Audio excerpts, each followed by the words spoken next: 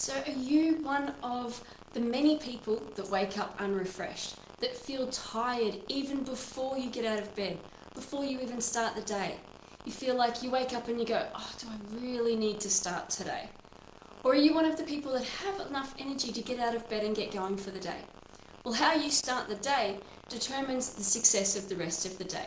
So it's really important to have good sleep habits and routines that can help to support you getting refreshing sleep and being able to start the day with energy and enthusiasm.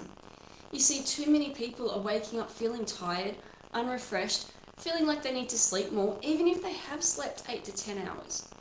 Feeling like they're wanting to, or they're needing to push themselves through each and every day just to get going, just to get the momentum. Are you one of those? Do you feel like you start the day in a rush, in a huff, having to push yourself, only to find the rest of the day spirals the same way? Or are you wanting to find a way to start the day feeling refreshed, feeling more calm, and ready to move through the rest of the day with flow and with ease? You see, waking up unrefreshed can leave you feeling tired, for one, of course, but having decision fatigue, having to have so many, it's harder to make so many decisions during the day when you're already feeling tired and unrefreshed. Decisions just don't come easily then. You have to fight through each of those ones. You might find that your alertness is out, that you're not as alert, or you make more mistakes. Maybe your mood isn't as good as it could be. Maybe you're more irritable, less patient, less tolerant.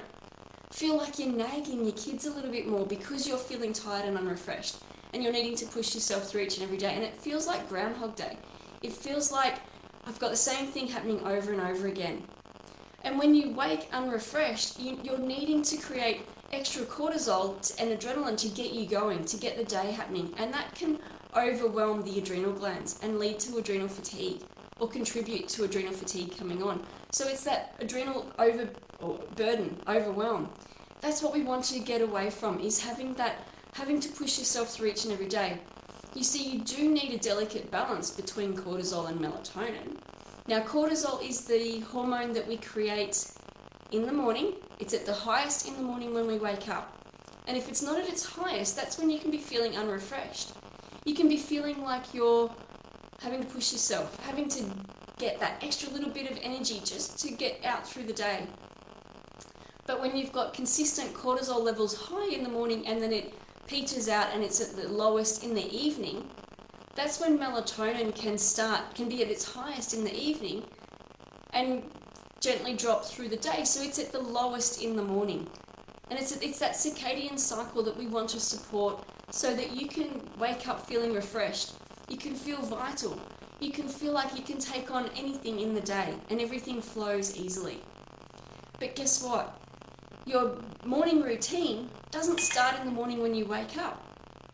It starts the night before. So the bedtime routines, what are you doing before you're going to bed?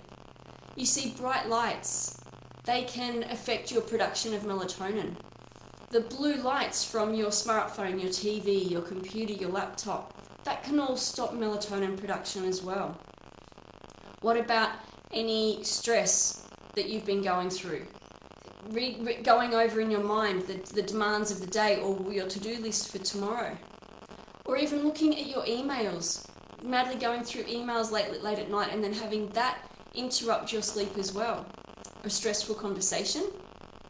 All of these can impact your melatonin and throw the cycle between cortisol and melatonin out of balance.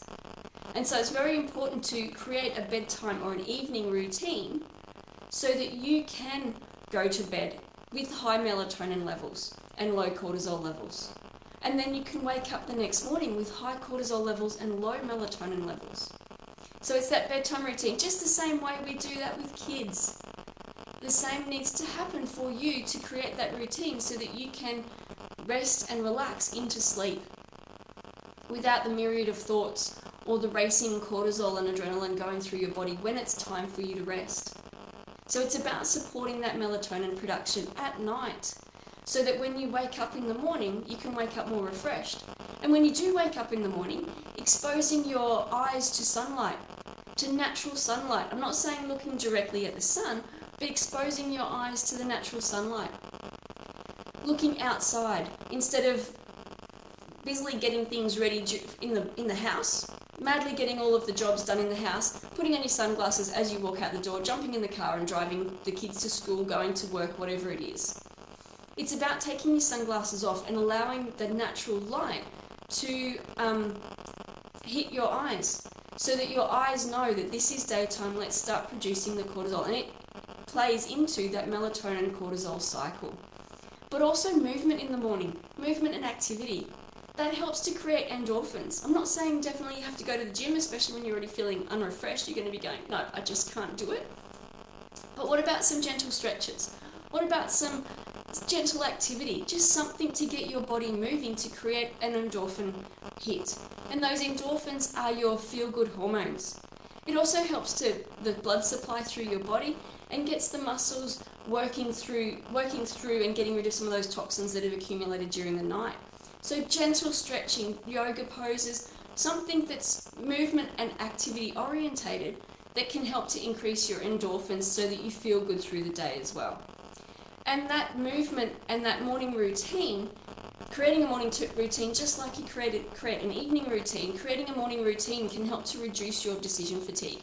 So having a set routine that you wake up to, that you can include your activities, the movement, include the sunlight, gentle sunlight or natural sunlight exposure for your eyes, include your morning routine of making your breakfast, getting the kids' lunches, getting your lunches, whatever it is in the morning, getting dressed. All of that, making that a routine so that it becomes autopilot and you don't have to think about it. It reduces your decision fatigue and makes such an easier beginning to the day so that everything just flows a lot better.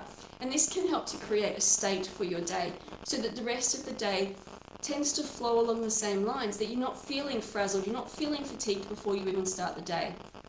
So it's all about creating these beautiful routines and specific rituals to help you start the day refreshed. You see, I never used to be a morning person. I hated getting up early.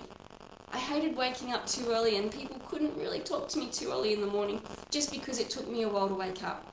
These days, I wake up with the sunrise, and it's just because I've added these aspects into my routine, and now my body is in that natural rhythm. Just the same way nature has its natural rhythm, and you've got the day, the sunlight comes up, the animals start, the birds start chirping in the morning when the sun rises.